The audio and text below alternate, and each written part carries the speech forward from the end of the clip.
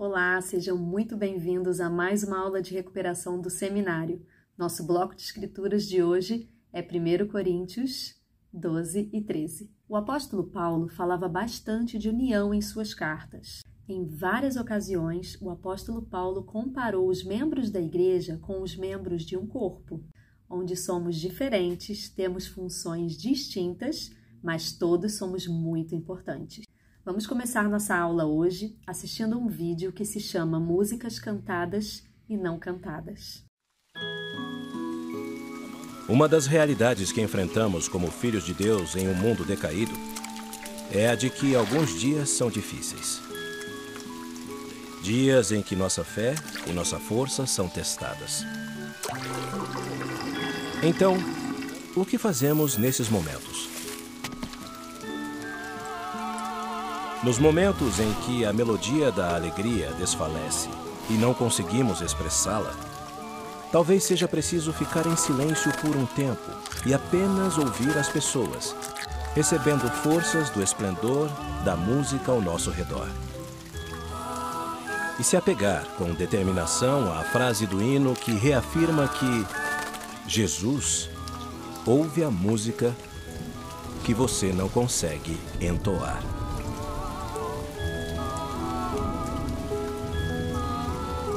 Quando nos sentimos fora do tom, um pouco inferiores em relação às outras pessoas, peço-lhes que se lembrem de que, por desígnio divino, nem todas as vozes do coro de Deus são iguais.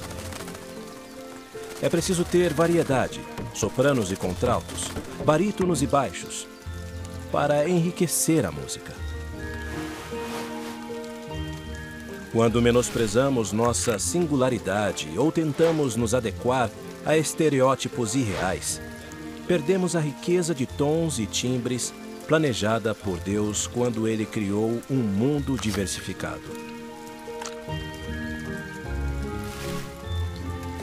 Acreditem em vocês e acreditem nele. Não minimizem seu valor nem desprezem sua contribuição. Acima de tudo, não abandonem seu papel como parte do coro. Por quê? Porque vocês são únicos. Vocês são insubstituíveis. Mesmo a perda de uma única voz atenua o brilho de todos os outros cantores nesse nosso grande coro mortal. Isso inclui a perda daqueles que achamos que estão às margens da sociedade ou às margens da igreja.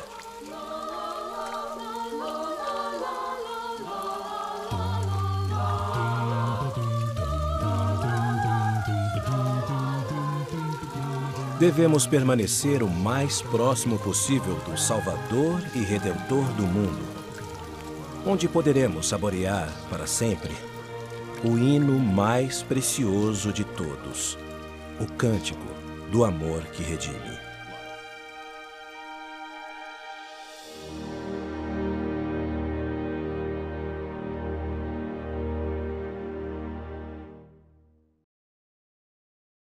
Você já sentiu que não faz parte, ou que não pertence, ou que não tem nenhum dom? Em 1 Coríntios 12, Paulo fala sobre os dons que cada um de nós possui, os dons espirituais que cada um de nós recebeu do Pai Celestial.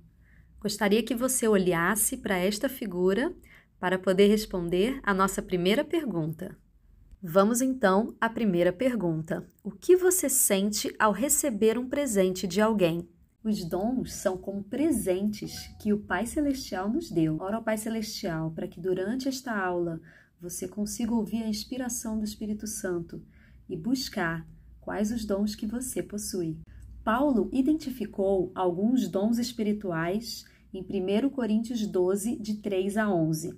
Vamos verificar essas escrituras? Gostaria de, enquanto fazemos essa leitura, você possa buscar se você se identifica ou possui alguns desses dons. Combinado? Portanto, vos quero fazer compreender que ninguém que fala pelo Espírito de Deus diz, Jesus é anátema, e ninguém pode dizer que Jesus é o Senhor senão pelo Espírito Santo. Ora, há diversidade de dons, porém o Espírito é o mesmo, E há diversidade de ministérios, mas o Senhor é o mesmo. E há diversidade de operações, porém é o mesmo Deus que opera tudo em todos. Mas a manifestação do Espírito é dada a cada um para o que for útil. Porque a um pelo Espírito é dada a palavra da sabedoria, e a outro pelo mesmo Espírito a palavra do conhecimento, e a outro pelo mesmo Espírito a fé, e a outro pelo mesmo Espírito os dons de curar, e a outro a operação de milagres, e a outro a profecia, e a outro o dom de discernir os espíritos, e a outro a variedade de línguas, e a outro a interpretação de línguas, mas um só e o mesmo Espírito opera todas essas coisas, repartindo particularmente a cada um como quer. Conseguiu identificar algum dom? Não?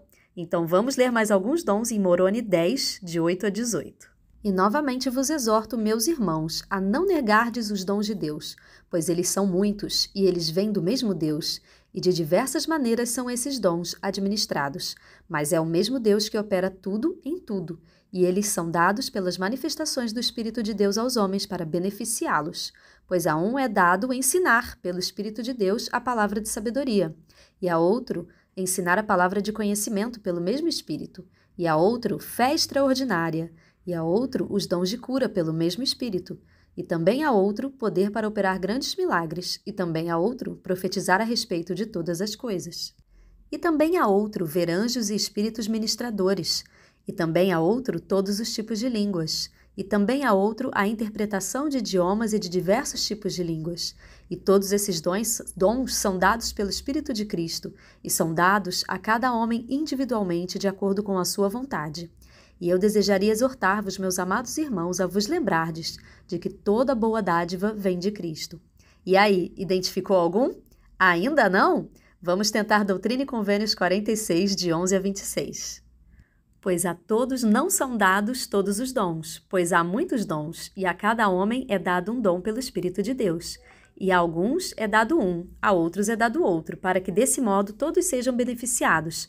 A alguns é dado saber pelo Espírito Santo que Jesus Cristo é o Filho de Deus e que foi crucificado pelos pecados do mundo. A outros é dado crer nas palavras deles, para que tenham também vida eterna se permanecerem fiéis.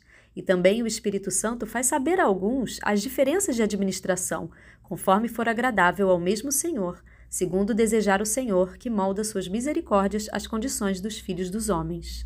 E também a alguns é dado perceber pelo Espírito Santo se as diversidades de operações são de Deus, para que as manifestações do Espírito sejam dadas a todo o homem para o seu proveito. E também em verdade vos digo, a alguns é dado pelo Espírito de Deus a palavra de sabedoria, a outros é dada a palavra de conhecimento, para que todos possam ser ensinados a serem sábios e a terem conhecimento. E também a alguns é dado ter fé para serem curados, e a outros é dado ter fé para curar. E também a alguns é dada a operação de milagres. E a outros é dado profetizar, e a outros o discernimento de espíritos. E também a alguns é dado falar em línguas, e a outros é dada a interpretação de línguas. E todos estes dons vêm de Deus para benefício dos filhos dos homens. Finalmente, o elder Marvin J. Ashton falou sobre os dons que nem sempre são tão aparentes. Vamos ver?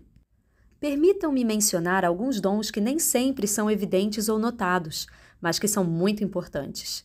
O dom de pedir, o dom de ouvir, o dom de escutar e seguir a voz suave e mansa, o dom de chorar, o dom de evitar contendas, o dom de buscar o que é justo, o dom de não julgar, o dom de buscar a orientação de Deus, o dom de se importar com o próximo, o dom da ponderação, o dom de orar, o dom de prestar um testemunho poderoso. Vamos agora à segunda pergunta. Com qual dom você se identificou? Escreva em um caderno ou diário sobre esse dom e como você pode desenvolvê-lo. Todos esses dons têm o propósito de abençoarmos as vidas uns dos outros. Paulo faz a analogia de um corpo físico. Vamos ver? Se o pé disser, eu não sou uma mão, então não faço parte do corpo? E se a orelha disser, porque não sou um olho, não sou do corpo? Se todo o corpo fosse um olho, onde estaria o ouvido? Ou se todo o corpo fosse um ouvido, onde estaria o nariz?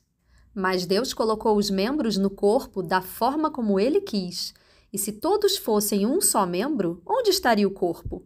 Agora, pois, há muitos membros, porém, um só corpo. O olho não pode dizer à mão, não preciso de você. A cabeça não pode dizer aos pés, vocês não são necessários. Até os membros que parecem mais fracos são necessários. Por fim, Paulo diz no versículo 27, ora, vós sois o corpo de Cristo. O Elder Uchtdorf nos ensinou o seguinte, quando penso no Salvador, com frequência imagino-o com as mãos estendidas para consolar, curar, abençoar e amar. Ele sempre conversava de igual para igual com as pessoas, nunca as fazia sentir-se inferiores.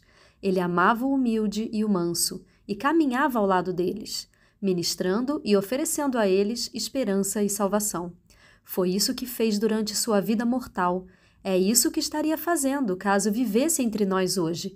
E é isso que devemos fazer como seus discípulos e membros da Igreja de Jesus Cristo dos Santos dos Últimos Dias.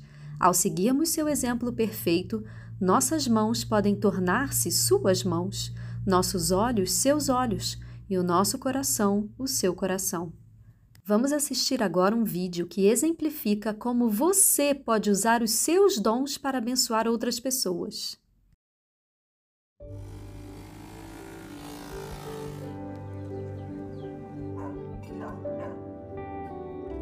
My name is Daniel.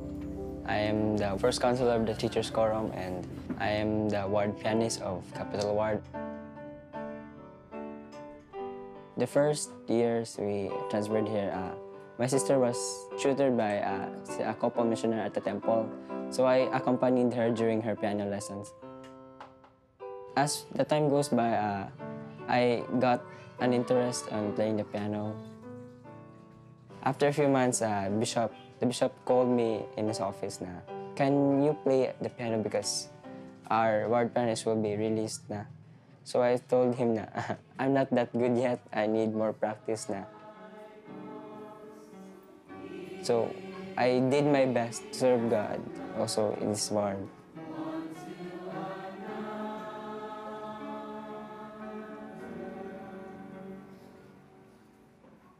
I choose hymns that will uplift members. Before the sacrament starts, their mind is focused on the sacrament so that it can renew their covenants. Because of the atonement of Jesus Christ, we can be perfect like Him. Every time I play, I feel a little nervous like that. My hands are shaking. But before I play the piano at the sacrament, I pray to the Lord that it will guide me. There were sometimes I made mistakes. I got confused with the notes I'm playing. But as we go on with our life, we make mistakes, but we can correct it because the atonement is there with us. The Lord gave us each of our talents, so we need to improve it. As we serve Him, we are preparing to go on a mission. We are preparing for something great in our lives to happen. Our duties and callings are very important because we help in the service of the Lord in organizing His church. Anyone that you see who is in need of I feel very happy and I also feel important because the Lord is asking me to serve Him. In return, the Lord blessed me with many blessings. Every time I practice and practice and practice, my family also sings the hymns. It feels more like the Spirit is within our house. It brings us together as a family. Todo chamado proporciona uma oportunidade de servir e crescer. O Senhor organizou a igreja de modo a oferecer a cada membro uma oportunidade de servir, que por sua vez proporcionará crescimento espiritual pessoal. Seja qual for o chamado que tiverem, peço que o vejam como uma oportunidade não apenas de fortalecer e abençoar as pessoas, mas também de se tornarem o que o Pai Celestial espera que se tornem.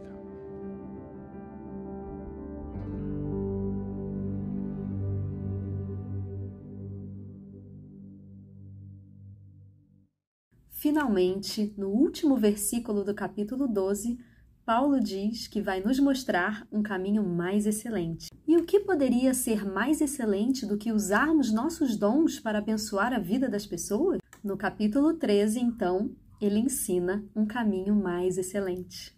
O caminho mais excelente se chama caridade, o puro amor de Cristo. Ao buscarmos o dom da caridade, nos aproximamos ainda mais do Salvador e do grande amor que ele tem por nós. O capítulo 13 de 1 Coríntios é considerado por muitos como o capítulo mais importante da Bíblia, uma verdadeira obra literária, uma poesia sobre o amor. Muito mais do que apenas palavras bonitas, 1 Coríntios 13, Paulo nos ensina qual é a motivação correta para utilizarmos os dons que ele mencionou no capítulo anterior. Ou seja, não importa ter todos os dons se não temos a caridade, que é o maior de todos os dons. Mas o que é a caridade? O elder Dallin H. Oaks explicou que a caridade, o puro amor de Cristo, não é um ato, mas uma condição ou estado. A caridade é alcançada por meio de uma sucessão de atos que resultam em uma conversão. Precisamos nos tornar caridosos. Paulo inicia o capítulo 13 falando sobre a importância da caridade. Vejamos os versículos de 1 a 4. Ainda que eu falasse a língua dos homens e dos anjos, e não tivesse caridade, seria como metal que soa ou como sino que tine. E ainda que tivesse o dom da profecia, e conhecesse todos os mistérios e toda a ciência, e ainda que tivesse toda a fé, de maneira tal que transportasse os montes e não tivesse caridade, nada seria. E ainda que distribuísse toda a minha fortuna para o sustento dos pobres, e ainda que entregasse o meu corpo para ser queimado, se não tivesse caridade, nada disso me aproveitaria. Nesta passagem, Paulo ilustra que mesmo que alguém tenha todas as ciências e mistérios, fale todas as línguas, tenha muito conhecimento e muita fé, mesmo que tenha vários dons e que faça muitos sacrifícios materiais e físicos, se não tiver a caridade, será como sino que tine. Vamos escutar um sino que tine?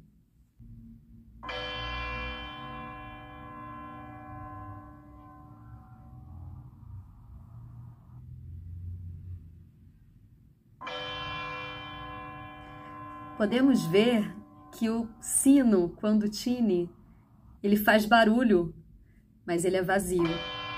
É um barulho irritante e sem sentido nenhum. Não tem harmonia, não tem propósito e incomoda. Da mesma forma, alguém que utiliza seu dom, mas sem amor ao próximo, não causa nenhum efeito no coração das pessoas. Não tem propósito. O amor deve ser a motivação maior e o propósito dos nossos atos e da utilização dos nossos dons. Quando o Salvador entregou sua vida por nós, ele foi verdadeiramente motivado pelo amor que ele tinha para nos salvar. Gostaria de compartilhar com vocês uma escritura que se encontra em Romanos 5, de 6 a 8, e diz o seguinte: Porque Cristo, quando nós ainda éramos fracos, morreu a seu tempo pelos ímpios. Dificilmente alguém morreria por um justo, pois poderá ser que pelo bom alguém se anime a morrer. Mas Deus prova o seu próprio amor para conosco, pelo fato de ter Cristo morrido por nós, sendo nós ainda pecadores. O exemplo de Jesus Cristo nos ensina que nos tornamos semelhantes a Ele quando amamos o nosso próximo e realmente realizamos as coisas, não por desejo próprio ou para parecer, mas sim por amor não fingido e dedicação. Moroni, no livro de Mormon, e Paulo, no Novo Testamento, ensinaram tudo o que o amor verdadeiro é e tudo o que ele não é. Vamos ver? Em Moroni, capítulo 10, lemos nos versículos 45 a 47 o seguinte: E a caridade é sofredora, e é benigna, e não é invejosa, e não se ensoberbece. Não busca seus interesses, não se irrita facilmente, não suspeita mal e não se regozija com a iniquidade, mas regozija-se com a verdade. Tudo sofre, tudo crê, tudo espera, tudo suporta. De modo que, meus amados irmãos, Se não tendes caridades, nada sois, porque a caridade nunca falha. Portanto, apegai-vos à caridade, que é de todas a maior, porque todas as coisas hão de falhar, mas a caridade é o puro amor de Cristo, e permanece para sempre, e para todos os que a possuírem no último dia, tudo estará bem. De modo semelhante, Paulo nos ensina nos versículos 4 a 8. A caridade é sofredora, é benigna, a caridade não é invejosa, a caridade não trata com leviandade, não se ensoberbece, não trata com indecência, não busca os seus interesses, não se irrita, não suspeita mal, não se alegra com a injustiça, porém se alegra com a verdade. Tudo sofre, tudo crê, tudo espera, tudo suporta. A caridade nunca falha. Jesus Cristo é o exemplo perfeito da caridade. Pondere por alguns momentos sobre alguns exemplos da vida do Salvador, onde ele expressou esse amor ao próximo. Veja as figuras a seguir para responder à terceira pergunta.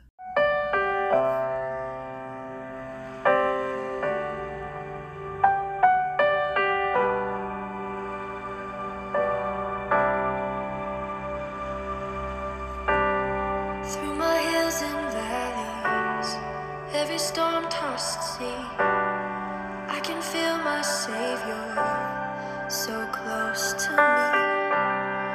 He leads me forward through paths unknown, and when my strength is gone, He heals my weary soul and shows me who I could be. He stays with me, and I know. Vamos então à terceira pergunta. Você já sentiu o amor do Salvador pessoalmente por você? Como isso afeta seus sentimentos por ele? O Elder Holland ensinou: a verdadeira caridade é vista em sua forma mais perfeita e pura no amor inabalável e insuperável que Cristo tem por nós. Sem essa caridade, o puro amor que Cristo tem por nós, nada seríamos, não teríamos esperança, seríamos os mais miseráveis dos seres. É verdade que para aqueles que no último dia tiverem as bênçãos desse amor, a expiação, a restauração, a vida eterna, as promessas eternas, certamente tudo irá bem. A vida tem sua porção de temores e fracassos. Às vezes nem tudo dá certo. Às vezes as pessoas nos decepcionam. Às vezes é a economia, os negócios ou o governo que nos decepciona. Mas há algo que nunca nos decepciona, seja no tempo ou na eternidade, o puro amor de Cristo.